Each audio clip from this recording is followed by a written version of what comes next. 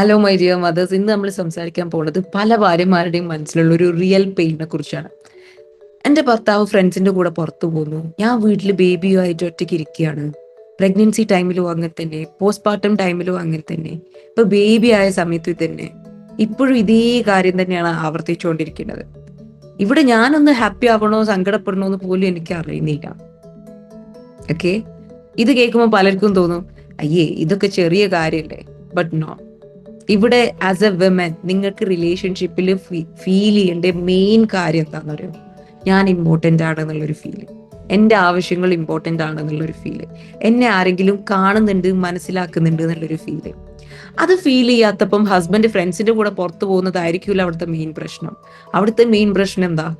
Husband പോകുന്നതിന് മുമ്പ് എന്നെ മനസ്സിലാക്കും, എൻ്റെ ആവശ്യങ്ങൾ എന്തോ ഉണ്ടോ എന്ന് എന്നോട് ചോദിച്ചോ, ഞാൻ ടയേർഡ് ആണോ, ലോൺലി ആണോ, അൺസപ്പോർട്ടഡ് ആണോ എന്ന് മനസ്സിലാക്കിയോ. That is the real issue.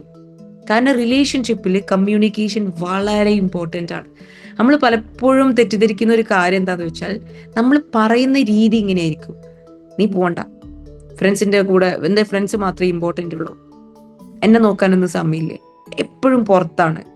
ഇങ്ങനെ പറയുമ്പോൾ ഹസ്ബൻഡിന് എന്താ ഫീൽ ചെയ്യുന്നത്? അവർക്ക് ബ്ലെയിം ചെയ്യുന്ന പോലെയും അതേപോലെ അവർ ഡിഫെൻസീവ് ആവുകയും ചെയ്യുകയാണ് ചെയ്യുന്നത്. അവിടെ തോന്നും എനിക്കൊരു ഫ്രീഡം ഇല്ല, ഞാൻ എന്ത് ചെയ്താലും കംപ്ലൈന്റ് ആണ്. അപ്പൊ ഫൈറ്റ് കൂടും, കണക്ഷൻ കുറയുകയും ചെയ്യും. നമ്മൾ ചോദിക്കേണ്ടത് എന്താ? നീ ഫ്രണ്ട്സിന്റെ കൂടെ പോകുന്നില്ല, എനിക്ക് പ്രശ്നമില്ല, പക്ഷെ അതിനു മുമ്പ് എനിക്കൊരു ചെറിയ ആവശ്യമുണ്ട്, അല്ലെങ്കിൽ ഒരു കുറച്ച് സമയം എൻ്റെ കൂടെ സ്പെൻഡ് ചെയ്യാമോ, അല്ലെങ്കിൽ എന്നെ ഒന്ന് ഈ വീക്കിൽ പുറത്തു കൊണ്ടുപോകാമോ? See, can we sit and talk for 20 minutes? അതിനുശേഷം ഈ ഹാപ്പി ആയിട്ട് ഈ പോയിക്കോ. ഇവിടെ ഡിഫറൻസ് എന്താ? നമ്മൾ ഫസ്റ്റ് വേയിൽ നമ്മൾ പറയുമ്പോൾ അവരെ നമ്മൾ ബ്ലോക്ക് ചെയ്യുക ചെയ്യുന്നത്, ഹസ്ബൻഡിനെ നമ്മൾ ബ്ലോക്ക് ചെയ്യുക ചെയ്യുന്നത്. സെക്കൻഡ് വേയിലാണ് നമ്മൾ പറയുന്നെങ്കിൽ നമ്മുടെ ആവശ്യങ്ങൾ അവിടെ കമ്മ്യൂണിക്കേറ്റ് ചെയ്യാണ് ചെയ്യുന്നത്.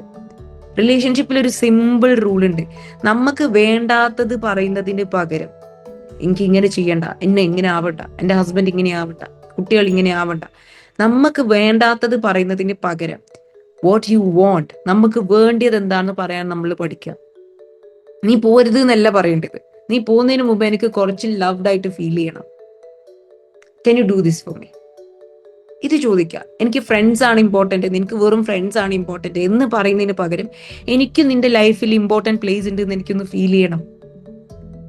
എന്നെ ഒറ്റക്കാക്കി പോകുന്നെന്ന് പറയുന്നതിന് പകരം ഞാനിപ്പോൾ ഇമോഷണലി ടയേർഡാണ്, എനിക്ക് നിന്റെ സപ്പോർട്ട് വേണം എന്ന് പറയാം. That is mature conversation, mature communication. ഇവിടെ ഏറ്റവും അടിപൊളിയായിട്ടുള്ള ഒരു പോയിന്റ് ഉണ്ട്. ഒരു റിലേഷൻഷിപ്പിൽ ഒരാൾ എപ്പോഴും ഇപ്പോൾ അയാളുടെ ഹാപ്പിനെസ് ലെവല് 8/10 ആണെന്ന് വിചാരിക്കുക. ഔട്ട് ഓഫ് 10ൽ 8 ലെവലിലാണ് അയാളുടെ ഹാപ്പിനെസ് ഉള്ളതെന്ന് വിചാരിക്കുക. മറ്റേ ആള് 4 ലെവലിലാണ് ഹാപ്പിനെസ് ഉള്ളത്. അപ്പൊ ഈ 8ലുള്ള ആള് കൂടുതൽ ഹാപ്പിനെസ്സിന് വേണ്ടി എന്തെങ്കിലും ചെയ്യുന്ന സമയത്ത് ഈ 4ലുള്ള ആൾക്ക് എന്തായാലും ദേഷ്യം വരും. അത് ജലസി ആയതുകൊണ്ടല്ല, അത് സ്നേഹമില്ലാത്തത് കൊണ്ടല്ല, അവിടെ എന്നെ ആരും കൺസിഡർ ചെയ്യുന്നില്ല എന്നുള്ള പെയിനാണ് അവിടെ ഉള്ളത്. ഫോർ എക്സാമ്പിൾ, ഹസ്ബൻഡ് ഫ്രണ്ട്സിന്റെ കൂടെ പോകുന്ന കേസ് തന്നെ എടുക്കാം. അവർ ഹാപ്പിയാണ്, പക്ഷെ വൈഫ് വീട്ടിലാണെങ്കിൽ കുട്ടിന്റെ കൂടെ ഇരുന്ന് ഭയങ്കര ടയേർഡാണ്, ലോൺലി ആണ്, സ്ലീപ്പ് ഡിപ്രൈവ്ഡ് ആണ്. അപ്പൊ അവക്ക് തോന്നുകയാണ് അവൻ ലൈഫ് എൻജോയ് ചെയ്തു, ഞാൻ മാത്രം സാക്രിഫൈസ് ചെയ്യുന്നു. ഇവിടെയാണ് റിസെന്റ്മെന്റ് ബിൽഡ് ആവുന്നത്. അതുകൊണ്ട് വൈഫ് ആയി കഴിഞ്ഞാൽ നമ്മൾ ചെയ്യേണ്ടത് നാഗിങ് അല്ല, നമ്മൾ ചെയ്യേണ്ടത് ക്ലിയർ കമ്മ്യൂണിക്കേഷൻ ആണ്.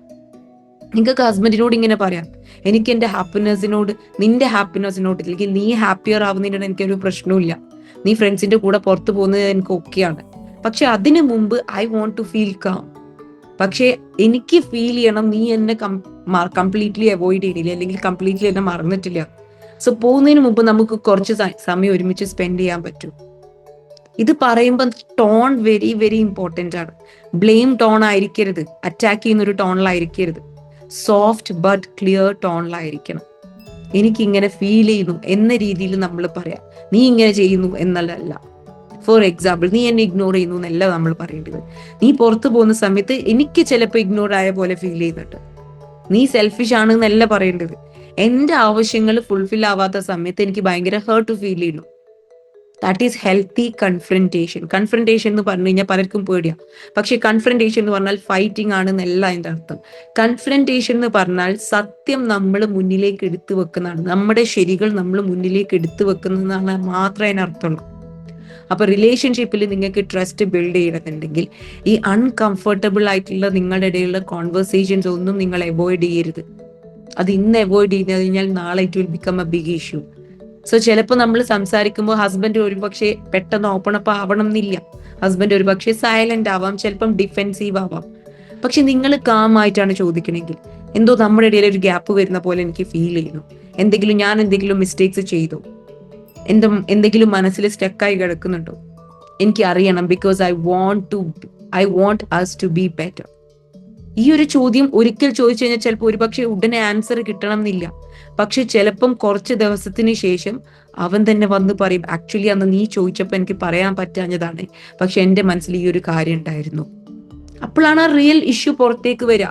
ഇഷ്യൂ പുറത്തേക്ക് വന്നു കഴിഞ്ഞാലാണ് അവിടെ ഹീലിംഗ് സ്റ്റാർട്ട് ചെയ്യുക. ടോക്സിസിറ്റി നമ്മുടെ ഉള്ളിൽ ഇങ്ങനെ അടച്ചു വെച്ച് കഴിഞ്ഞ് കഴിഞ്ഞാൽ റിലേഷൻഷിപ്പിനെ നമ്മൾ നശിപ്പിക്കാൻ മാത്രമേ അത് ഹെൽപ്പ് ചെയ്യൂ. പക്ഷെ സത്യം പുറത്തേക്ക് വന്നു കഴിഞ്ഞാൽ അത് എത്ര പെയിൻഫുൾ ആയിക്കോട്ടെ, റിലേഷൻഷിപ്പിന് ഒരു ഫ്രഷ് ചാൻസ് കിട്ടും.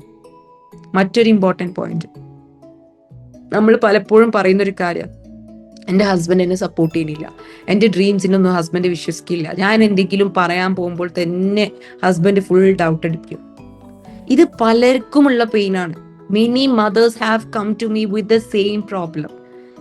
ഇവിടെ ഒരു സത്യം പറയട്ടെ, ചിലപ്പം അവര് നമ്മളെ സപ്പോർട്ട് ചെയ്യാത്തത് അവര് മോശം ആൾക്കാരായതുകൊണ്ടല്ല, അവർക്ക് നമ്മളെ സക്സസ്ഫുൾ ആയിട്ട് കാണാൻ കഴിഞ്ഞിട്ടില്ല, നമ്മുടെ കൺസിസ്റ്റൻസി അവർക്ക് കാണാൻ പറ്റിയിട്ടില്ല, നമ്മുടെ കോൺഫിഡൻസ് അവർക്ക് കാണാൻ പറ്റിയിട്ടില്ല. അതുകൊണ്ട് നമ്മൾ ആദ്യം ഇവിടെ ചെയ്യേണ്ടത് എന്താ, നിങ്ങളെ വിശ്വസിക്കുക, നീ നിന്നെ വിശ്വസിക്കുക. അവര് സപ്പോർട്ട് ചെയ്താൽ മാത്രമേ എനിക്ക് ഗ്രോ ചെയ്യാൻ പറ്റൂ, ഞാൻ ഗ്രോ ചെയ്യും, പക്ഷെ എൻ്റെ ജേർണി, ആ ഒരു മൈൻഡ് സെറ്റ് നമ്മൾ മാറ്റാം. അവർ സപ്പോർട്ട് ചെയ്താൽ മാത്രമേ ഞാൻ ഗ്രോ ചെയ്യുള്ളൂ എന്നുള്ള മൈൻഡ് സെറ്റ് ആദ്യം മാറ്റാം. ഞാൻ ഗ്രോ ചെയ്യും, എൻ്റെ ജേർണി ഞാൻ ക്രിയേറ്റ് ചെയ്യും, എൻ്റെ ടൈം ആവുന്ന സമയത്ത് അവരെല്ലാം എൻ്റെ ഗ്രോത്ത് കാണും. ആ മൈൻഡ് സെറ്റാണ് നമ്മൾ എടുക്കേണ്ടത്. ആദ്യം തന്നെ എല്ലാവരും നമ്മളെ വിശ്വസിക്കണമെന്നില്ല, ആദ്യം തന്നെ എല്ലാവരും നമ്മളെ നോക്കി ക്ലാപ്പ് ചെയ്യണമെന്നില്ല, ആദ്യം തന്നെ എല്ലാവരും വന്ന് സപ്പോർട്ട് ചെയ്യണമെന്നില്ല. പക്ഷെ നിങ്ങൾ കൺസിസ്റ്റന്റ് ആയിട്ട് ഗ്രോ ചെയ്യുമ്പം സ്ലോലി നിങ്ങളുടെ ഇടയിൽ റെസ്പെക്ട് വരും. നിങ്ങൾക്ക് കൊടുക്കുന്ന വാക്ക് അത് നിങ്ങൾ പാലിക്കുമ്പോൾ സ്ലോലി റെസ്പെക്ട് വരും. നിങ്ങൾ നിങ്ങളുടെ ഇമോഷൻസ് മാനേജ് ചെയ്യാൻ പഠിക്കുമ്പോൾ റെസ്പെക്ട് വിൽ കം. നിങ്ങൾ നിങ്ങളുടെ ലൈഫിൽ പ്രോഗ്രസ് ഉണ്ടാക്കിക്കൊണ്ടേയിരിക്കുമ്പോൾ respect will come. So don't wait for full support to start now. Support will come later. അതേസമയം നിങ്ങൾക്ക് ആരെങ്കിലും സപ്പോർട്ട് ചെയ്യുന്നവരുണ്ടെങ്കിൽ അവരോട് കൂടുതൽ കണക്ട് ചെയ്യുക. നിങ്ങളുടെ സ്വപ്നങ്ങൾ കേട്ട് നിങ്ങളെ എൻകറേജ് ചെയ്യുന്ന ഒരു ഫ്രണ്ട് നിങ്ങൾക്ക് ഉണ്ടെങ്കിൽ അവരോട് നിങ്ങൾ കൂടുതൽ ഷെയർ ചെയ്യാം. നിങ്ങളുടെ പാരൻസ് നിങ്ങളെ സപ്പോർട്ട് ചെയ്യുന്നുണ്ടെങ്കിൽ അവരിൽ നിന്ന് സ്ട്രെങ്ത് എടുക്കാം. നിങ്ങളുടെ കമ്മ്യൂണിറ്റി നിങ്ങളെ സപ്പോർട്ട് ചെയ്യുന്നുണ്ടെങ്കിൽ അവരിൽ നിന്ന് എനർജി എടുക്കാം. എപ്പോഴും നമ്മൾ സംശയിക്കുന്നവരോട് മാത്രം നമ്മുടെ ഡ്രീംസ് ഷെയർ ചെയ്തുകൊണ്ടിരുന്നു കഴിഞ്ഞാൽ നമ്മുടെ ഡ്രീം വീക്കർ ആവും. നിങ്ങളിൽ വിശ്വസിക്കുന്നവരോട് നിങ്ങൾ ഡ്രീം ഷെയർ ചെയ്ത് കഴിഞ്ഞാൽ നിങ്ങളുടെ ഡ്രീംസ് സ്ട്രോങ്ങർ ആയിട്ട് വരും. സോ മൈ ഡിയർ മദേഴ്സ്, ഇന്നത്തെ വീഡിയോയിൽ നമ്മൾ മെയിൻ ആയിട്ട് ഡിസ്കസ് ചെയ്ത കാര്യം ഇതാണ്. ഒന്ന്, ഹസ്ബൻഡ് ഫ്രണ്ട്സിന്റെ കൂടെ പോകുന്നുണ്ടെങ്കിൽ അതിന്റെ എല്ലാ സമയത്തും അതൊരു പ്രശ്നമല്ല, പക്ഷെ നിങ്ങളുടെ ആവശ്യങ്ങൾ അവിടെ ഇഗ്നോർ ചെയ്യപ്പെടുന്നതാണ് പ്രോബ്ലം. സെക്കൻഡ് തിങ്, പോകരുത് എന്ന് പറയുന്നതിന് പകരം പോകുന്നതിന് മുമ്പ് എനിക്ക് ഇത് വേണം എന്ന് പറയാൻ നമ്മൾ പഠിക്കുക. തേർഡ് തിങ്, നാഗിങ് എപ്പോഴും നിങ്ങളുടെ ഇടയിലുള്ള കണക്ഷൻസ് കുറയ്ക്കും. സോ ക്ലിയർ കമ്മ്യൂണിക്കേഷൻസ് ആണ് അവിടെ കണക്ഷൻസ് ബിൽഡ് ചെയ്യുന്ന കാര്യം. 4, ട്രസ്റ്റ് ബിൽഡ് ചെയ്യാൻ അൺകംഫർട്ടബിൾ ആയിട്ടുള്ള കോൺവെർസേഷൻസ് കാമായിട്ട് കൺഫ്രണ്ട് ചെയ്യണം. 5, ഹസ്ബൻഡ് സപ്പോർട്ട് ചെയ്താൽ മാത്രം ഞാൻ ഗ്രോ ചെയ്യും എന്ന് കരുതണ്ട. കാരണം ആദ്യം നിങ്ങളിൽ വിശ്വസിക്കുക. നിങ്ങളുടെ ഗ്രോത്ത് കാണുമ്പോൾ റെസ്പെക്റ്റും വരും. ഓക്കെ, ഇന്ന് നിങ്ങൾക്ക് ചെയ്യാനുള്ള ഒരു ചെറിയ ആക്ഷൻ സ്റ്റെപ്പ് കൂടി ഞാൻ ഇതിൽ കൂടെ പ്രൊവൈഡ് ചെയ്യാം. നിങ്ങൾക്ക് ഹസ്ബൻഡിനോട് പറയാനുള്ള ഒരു ആവശ്യം എന്താണെന്ന് നിങ്ങൾ എഴുതാം. കംപ്ലൈൻസ് പോലെയല്ല, അല്ലെങ്കിൽ കുറ്റപ്പെടുത്തുന്ന പോലെയല്ല, ഒരു റിക്വസ്റ്റ് ആയിട്ട് എഴുതുക. ഫോർ എക്സാമ്പിൾ, നീ ഫ്രണ്ട്സിന്റെ കൂടെ പോകുന്നതിന് മുമ്പ് ഒരു 30 മിനിറ്റ്സ് എൻ്റെ കൂടെ ക്വാളിറ്റി ടൈം സ്പെൻഡ് ചെയ്യൂ, ഞാൻ ഭയങ്കര ടയേർഡാണ്, ഇന്ന് കുട്ടീനെ കുറച്ചു നേരം ഹാൻഡിൽ ചെയ്യാവോ. ഇങ്ങനെ സിമ്പിൾ ആയിട്ട് നമ്മൾ സ്റ്റാർട്ട് ചെയ്യാം. കാരണം നിങ്ങൾക്ക് സ്നേഹം വേണമെന്നുണ്ടെങ്കിൽ ആ സ്നേഹം നിങ്ങൾ ചോദിച്ചു വാങ്ങാൻ പഠിക്കുക. നിങ്ങൾക്ക് സപ്പോർട്ട് വേണമെങ്കിൽ ആ സപ്പോർട്ട് ചോദിക്കാൻ പഠിക്കുക.